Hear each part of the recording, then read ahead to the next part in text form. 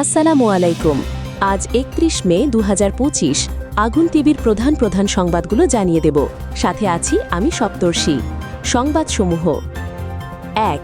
বাংলাদেশের টি-20 র্যাঙ্কিংয়ে পতন। বাংলাদেশের টানা হার। টি-20 র্যাঙ্কিংয়ে এখন ১০ নম্বরে।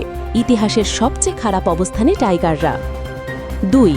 আবরার আহমেদের দুর্দান্ত বোলিং। পাকিস্তানের আবরার আহমেদ তুললেন ৩ উইকেট। সিরিজ জয় নিশ্চিত, আর বাংলাদেশ হতাশায় ভুগছে। ৩. ঢাকায় আগাম বর্ষার বৃষ্টি। মে মাসেই বর্ষার আমেজ। ঢাকায় টানা বৃষ্টি, ভোগান্তিতে নগরবাসী। আবহাওয়া অফিস বলছে এখনও থামার নয়। ৪. জাপানি বিনিয়োগে আগ্রহ। বাংলাদেশে আসছে জাপানি টাকা। এবার শুধু গার্মেন্টস নয়, প্রযুক্তি আর অবকাঠামোতেও চাইছে বড় বিনিয়োগ। ৫. ফ্রেঞ্চ ওপেনে রুনের জয়। ৫ সেটের রোমাঞ্চ। ফ্রেঞ্চ ওপেনে দারুণ জয়ে রুনে তুলে নিলেন চমকপ্রদ এক ম্যাচ।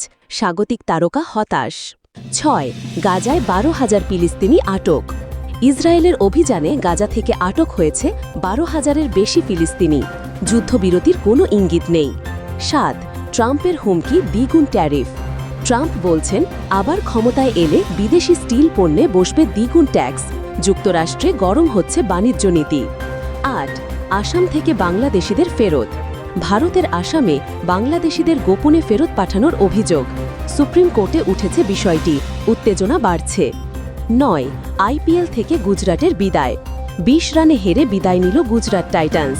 মাঠে কান্নায় ভেঙে পড়লেন গিলের বোন, আর নেহরার ছেলের হতাশা স্পষ্ট। ১০. মেরিল প্রথম আলো পুরস্কার ২০২৫। সাকিব মেহজাবিনের জোড়া জয়। মেরিল প্রথম আলো পুরস্কারে বাজিমাত তুফান আর প্রিয় মালতির।